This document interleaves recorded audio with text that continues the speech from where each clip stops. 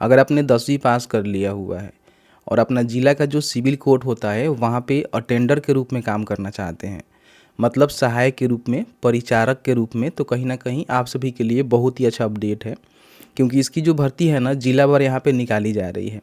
और इसमें सबसे अच्छी बात यह है ना कि समझिए कि कोई भी आपका परीक्षा नहीं होगा, आपको जो है शॉर्टलिस्ट किया जाएगा और एक छोटा सा इंटरव्यू होगा जिसके बिहाफ पे आपका सिलेक्शन हो जाएगा। भर्ती पूरी तरह से आपका जो है कॉन्ट्रैक्ट बेस पे रहेगा, संविदा के आधार पर रहेगा, सरकारी जॉब नहीं है, लेकिन अपने ज़िला का जो सिविल कोर्ट होता है ना वहाँ पे आपको काम करने का मौका मिलेगा। सबसे पहले हम पोस्ट डिटेल्स के रिगार्डिंग बात कर लेते हैं। तो आपका जो है अटेंडर का पोस्ट है, जिसको आप इंग्लिश में अटेंडर बोलेंगे, हिंदी में परिचारक बोलेंगे, या फिर आप इसको आदेशपाल भी बोल सकते हैं। कोर्ट में जो भी काम होता है, जैसे कि कुछ लाना हो, फाइल पहुंचाना हो, ये सारे काम जो है करना होता है और अच्छा खासा पोस्ट है मेरे हिसाब से। अगर आप 10वीं पास हैं तो आपके लिए बेहतर ये पोस्ट होने वाला है। आपका जो है क्लास 4th का पोस्ट होने वाला है, मतलब कि ग्रुप डी का पोस्ट होने वाला है। तो कहीं ना कहीं अगर आपने 10वीं पास किया हुआ है और इस प्रकार के पद पे काम करना चाहते हैं तो आप सभी के लिए अच्छा पोस्ट साबित हो सकता है। इसमें बताया गया है कि आप जो है 10वीं पास हैं तो फॉर्म को भर सकते हैं, ठीक है। और 11 महीना के लिए आपकी भर्ती यहाँ पे कराई जाएगी, ध्यान रखिएगा, परमानेंट जॉब नहीं है। इसमें जो है 10 पदों पे भर्ती निकाली गई है, लेकिन इसको बढ़ाया भी घटाया भी जा सकता है, सिविल कोर्ट के ऊपर डिपेंड करता है, ठीक है। 1/1/2026 को आपने 10वीं पास कर लिया हुआ है तो फॉर्म को भर सकते हैं। उम्र सीमा की बात करें तो 18 से लेकर 40 वर्ष के बीच में आपका उम्र होनी चाहिए, अप्लाई कर सकते हैं। और इसमें मेडिकल फिटनेस भी ज़रूरी है, आपको देना होगा। साथ ही साथ करेक्टर सर्टिफिकेट भी आपको देना होगा जब आपका ज्वाइनिंग वगैरह वगैरह होगा उस समय, कि आपके ऊपर किसी प्रकार की क्रिमिनल केसेस नहीं है, क्योंकि करेक्टर लेस व्यक्ति इसमें नहीं जा सकता है। आपका करेक्टर जो है साफ़ सुथरा होना चाहिए। डोमिसाइल में बताया गया है कि जो भी कैंडिडेट है वो बिहार का रेसिडेंट तो होना ही होना चाहिए। और साथ ही साथ यहाँ पे देखिए प्रेफरेंस किनको मिलेगा, जो वेस्ट चंपारण बिहार से हैं, क्योंकि भर्ती जो है वेस्ट चंपारण बिहार से निकाली गई है। आप अपने ज़िले की जो भर्ती है उसे चेक कर सकते हैं, बताएंगे कैसे चेक करना है, उसके लिए थोड़ा सा वेट करिए। लेकिन जो नोटिस आपको दिखा रहे हैं, नोटिफिकेशन दिखा रहे हैं, वेस्ट चंपारण बिहार के द्वारा रिलीज हुआ है। तो बिहार के कोई भी अस्थायी निवासी फॉर्म भर सकता है, लेकिन प्रेफरेंस किनको मिलेगा, जो वेस्ट चंपारण के व्यक्ति हैं उनको, उनका ही पहले भर्ती होगा। आप चाहें तो फॉर्म तो भर सकते हैं, लेकिन सबसे पहले भर्ती जो वहाँ के हैं उनका होगा। इसमें बताया गया है कि और क्या आपके पास स्किल होनी चाहिए। अगर आपको ड्राइविंग आती है, गार्डनिंग आती है, टेक्निकल नॉलेज है, प्लम्बिंग, इलेक्ट्रिसिटी का, हाउसकीपिंग का नॉलेज है, तो इसके लिए रिलेवेंट डॉक्यूमेंट आप लगा सकते हैं। आपके पास कोई अनुभव सर्टिफिकेट है तो दे सकते हैं, ड्राइविंग लाइसेंस है तो अपना ड्राइविंग लाइसेंस दे सकते हैं, ठीक है। तो अगर आपके पास है तो दे दीजिएगा, प्रेफरेंस आपको मिल जाएगा। कैसे अप्लाई करना है, तो अगर आप इंटरेस्टेड है, अप्लाई करना चाहते हैं, तो आप चाहें तो हाथों हाथ लेकर जमा कर सकते हैं इनके ऑफिस में, नहीं तो रजिस्टर पोस्ट, स्पीड पोस्ट के माध्यम से भी आवेदन कर सकते हैं। इसमें एनेजियर ए और बी आपको भरना होता है, पूरी तरह से ऑफलाइन फॉर्म है, ऑनलाइन फॉर्म नहीं है, ध्यान रखिएगा।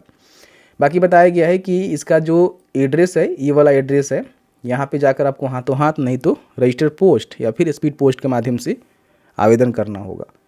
बताया गया है कि 23 फरवरी 2026 के शाम के 5 बजे से पहले अपना जो आवेदन है ना उसको यहाँ पे कर लेना है। इसके बाद आवेदन नहीं होगा, या फिर आपका जो रजिस्टर पोस्ट है, स्पीड पोस्ट है, पहुँचेगा तो एप्लीकेबल नहीं होगा, आपका आवेदन रद्द कर दिया जाएगा, ध्यान रखिएगा। बाकी बताया गया है कि एप्लीकेशन के जो भी मतलब जैसे मान लीजिए इन्वॉल्व है, जिसमें आप भर के भेजेंगे अपने एप्लीकेशन को, उसके ऊपर आपको लिखना है application for engagement as attender class 4th 1 temporary basis 2026, ये आपको लिखना होगा बड़े बड़े अक्षर में और उसको भेजना है। किसी प्रकार की कोई भी पेमेंट नहीं करना है, आप फ्री ऑफ कॉस्ट में अप्लाई कर सकते हैं, ठीक है। बाकी यहाँ पे देखिए डॉक्यूमेंट कौन कौन से आपको आवेदन साथ इंक्लूड करना है, भेजना है, अटैच करके। इसमें मैट्रिक का जो सर्टिफिकेट है, मार्कशीट, दोनों आपको अटैच करना है, दोनों लगेगा, नहीं होगा तो ले लीजिएगा। एज प्रूफ में मैट्रिक का सर्टिफिकेट या फिर बर्थ सर्टिफिकेट भी लगा सकते हैं। रेसिडेंटल सर्टिफिकेट यानी कि निवास प्रमाण पत्र आपको देना होगा। कास्ट सर्टिफिकेट, अगर आप रिजर्वेशन का बेनिफिट लेना चाहते हैं, SC ST BC BC, general का तो नहीं लगता है। एक जो है फ़ोटो आइडेंटिटी कार्ड, जिसमें Aadhaar card, voter ID card, driving licence, कोई एक डॉक्यूमेंट आप दे सकते हैं। 2 रिसेंट पासपोर्ट साइज फोटोग्राफ आपको देना है और सेल्फ डिक्लेरेशन एनर्जियर B आपको भरना है, जो कि नीचे ही आपको देखने को मिल जाएगा। एनी अदर रिलेवेंट डॉक्यूमेंट जो आप यहाँ पे देना चाहते हैं एप्लीकेशन को क्लेम करने के लिए, रेफरेंस को लेने के लिए, तो दे सकते हैं। इसमें क्या होगा कि सबसे पहले स्क्रूटनी की जाएगी, फिर आपका इंटरव्यू होगा।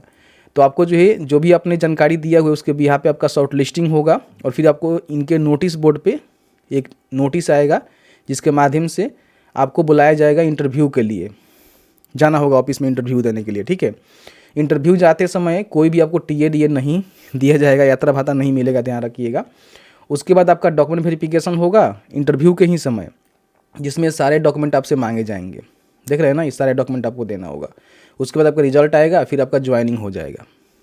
तो अच्छा पोस्ट है, अगर आप यहाँ पे भर्ती होना चाहते हैं तो आपके लिए बेहतरीन ये पोस्ट होने वाला है, अप्लाई ज़रूर करिएगा। और देखिए 1 वीक में आपका रिजल्ट मतलब रिजल्ट आने के 1 वीक के अंदर आपको जो है ज्वाइनिंग करना होगा, ध्यान रखिएगा।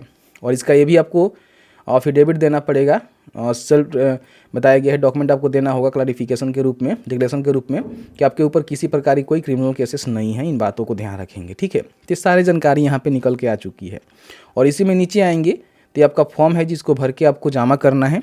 जैसे कि मान लीजिए यहाँ पे डेट लिखेंगे, एप्लीकेंट का नेम लिखेंगे, फादर या फिर हस्बैंड का name, date of birth matric के सर्टिफिकेट के अनुसार, कितने साल मंथ के हो रहे हैं, कौन से जेंडर हैं, किस कैटेगरी से हैं, यहाँ पे परमानेंट एड्रेस आपका, यहाँ पे प्रेजेंट एड्रेस, एजुकेशनल क्वालिफिकेशन जैसे कि मैट्रिक की जानकारी बताएंगे, बोर्ड इंस्टीट्यूट का नेम, ईयर ऑफ पासिंग, कितना नंबर मिला, टोटल नंबर कितना है, परसेंटेज कितना है, यहाँ पे आपको बतानी होगी, ठीक है। यहाँ पे Aadhaar number, mobile number, email ID है तो दे सकते हैं। और इस सारे डॉक्यूमेंट आपको सेल्फ अटेस्टेड करके अटैच करना है, उस पर सिग्नेचर करके, ध्यान रखिएगा, ठीक है। और उसके बाद यहाँ पे प्लेस लिखेंगे, डेट लिखेंगे, सिग्नेचर करेंगे, नेम लिखेंगे। और इसके साथ एक और ये फॉर्म है एनर्जियर बी, जो कि सेल्फ डिक्लेरेशन फॉर्म भर रहे हैं, तो इसमें भी जानकारी को आपको भरना होगा। और यहाँ पर सिग्नेचर करके रजिस्टर पोस्ट के माध्यम से, या फिर स्पीड पोस्ट के माध्यम से, या फिर हाथों हाथ बेतिया का जो कार्यालय है वहाँ पे जाकर आप जमा कर सकते हैं, ठीक है, कोई भी दिक्कत नहीं है। तो ये भर्ती रहा बेतिया का, लेकिन आप चाहते हैं कि हम अपने ज़िले की भर्ती चेक करें, तो कैसे चेक करेंगे? इसके लिए क्या करना है कि आपको जो है सबसे पहले शिक्षाबिंदु.com सर्च करना है। तो फर्स्ट में शिक्षाबिंदु.com का जो ऑफिशियल वेबसाइट है देखने को मिलेगा, ओपन कर लीजिएगा। यहाँ पे देखिए लेटेस्ट जॉब्स में जितनी भी वैकेंसी आती है ना उसकी सारी अपडेट यहाँ पे दी जाती है। तो यहीं पे देखेंगे तो आपको देखने को मिलेगा Bihar district court attender vacancy, open करेंगे तो ये भर्ती जो है, जो मैंने नोटिफिकेशन आपको दिखाया वही वाला भर्ती की जानकारी है, जो आप यहाँ से चेक कर सकते हैं, फॉर्म को डाउनलोड कर सकते हैं और यहाँ से नोटिफिकेशन को डाउनलोड कर सकते हैं।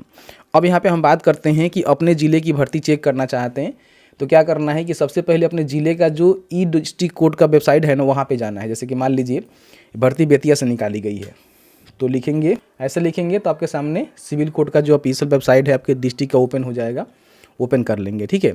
और यहाँ पे देखिए डॉक्यूमेंट का बटन है, इसमें देखेंगे तो यहाँ पे सर्कुलर और नोटिस का बटन, इस पर क्लिक करेंगे तो यहाँ पे देखिए वैकेंसी की जानकारी आपको देखने को मिलेगा, जहाँ से क्लिक करके इस तरह से इस नोटिफिकेशन को डाउनलोड कर सकते हैं। अगर आपके भी ज़िले में आई है चेक कर लीजिएगा, नोटिफिकेशन देख लीजिएगा अप्लाई कब ले हो रहा है और कितनी भर्ती है, चेक करके अप्लाई कर सकते हैं। सभी ज़िले का हम जानकारी आपको नहीं दे सकते हैं, लेकिन हाँ जैसे जैसे भर्ती आएगी तो आप अपना चेक करते रहिएगा, अप्लाई करते रहिएगा। ऐसी इंफॉर्मेटिव वीडियो देखने के लिए अभी तक आपने फॉलो नहीं किया हुआ है तो प्लीज़ फॉलो कर लीजिए, इस वीडियो को शेयर ज़रूर कर दीजिए।